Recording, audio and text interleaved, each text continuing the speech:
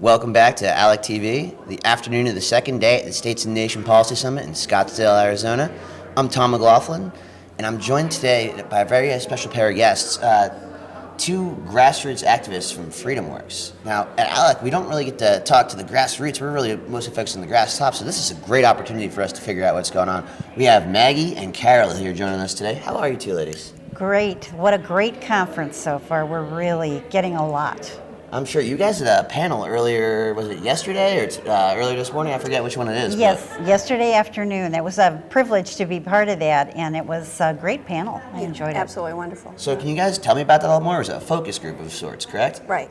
So The purpose was to let legislators know how important it was to connect with their constituents via grassroots organizations like FreedomWorks, and that continuing to make contact with groups like that can expand their constituent base and increase their ability to communicate well.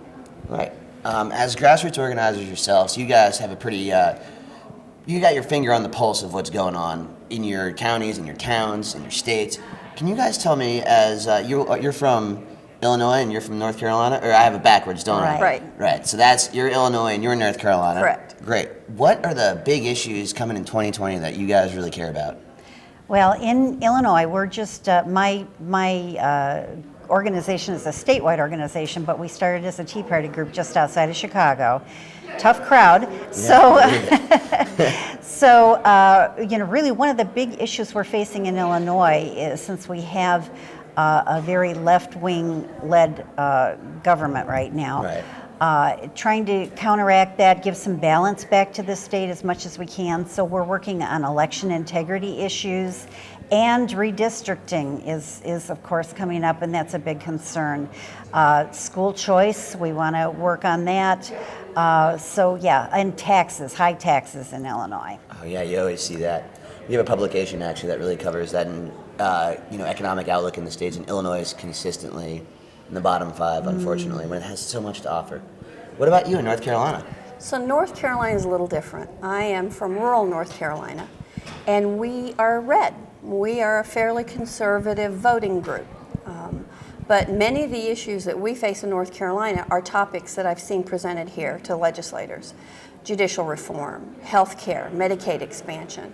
We're currently in a huge fight over budgeting with our governor because he refuses to sign a budget unless we expand Medicare and Medicaid. So that's an issue for us. So many of the topics that you see here, we're fighting those battles in North Carolina. Carol said something about redistricting coming up next year. North Carolina, for the last 3 years, has fought a huge battle on redistricting. We just had maps approved for the second time in as many years, and we have to redistrict again next year. So we have two brand new congressmen that we're learning about them. They're conservative, so that works for us, but it continues to be a problem. This is part of the Holder agenda to sue those jurisdictions or those districts that predominantly vote red, and their motto seems to be sue till they're blue.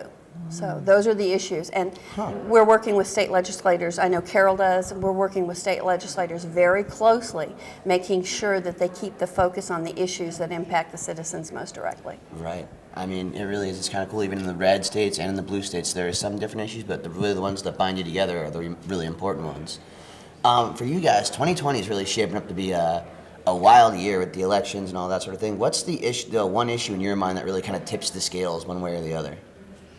Well, I think with Illinois, citizens, it's jobs, and the fact that the Trump economy has just done such a tremendous work on bringing more prosperity, but we're seeing a big contrast. Our state legislators are tampering down what the Trump economy is trying to do nationally. And I think that's providing a great contrast for people who may not have looked at voting toward conservatism or the right side of things. They're starting to see a huge contrast. So that's going to be a big factor in the elections for us. Absolutely. What about you? There are so many issues that challenge North Carolina. Certainly jobs is one of them. we have some very important statewide races. We are a conservative or Republican-controlled legislature, but our Supreme Court, we have one conservative on our court. So for us, in my view, in North Carolina, the most important races coming up in 2020 are Supreme Court races. We have a slate of candidates that are excellent, and we're going to work very hard to make sure that the good law that is coming out of our legislatures are not subverted by a Supreme Court that rules from the bench and changes law from the bench. Absolutely. Well, Maggie and Carol, this has been extremely enlightening. It's great to hear what you guys are seeing kind of on the front lines of all this. And I'm sure you're spreading the good word to the legislators that you're meeting here. And it's super important that you guys are here kind of bringing that message to them. Well, may I just say we thank ALEC for everything you guys are doing. It's tremendous encouragement to see people coming together from all the different states, people who are change makers, difference makers, and how we as the grassroots can support them and be force multipliers for what you all are trying to do. So thank you. Absolutely. And I would add that I'm grateful to FreedomWorks for giving us the opportunity to share the good work that FreedomWorks does on behalf of conservative fiscal values and conservative issues, and that I'm grateful for them bringing us here and allowing us to speak with such a great group of legislators who are interested in doing what's best for the American people and their communities. Glad to hear it. Well, thank you, ladies, so much for joining us today. Keep it right here. We'll have more coverage from ALECTV coming right up after this.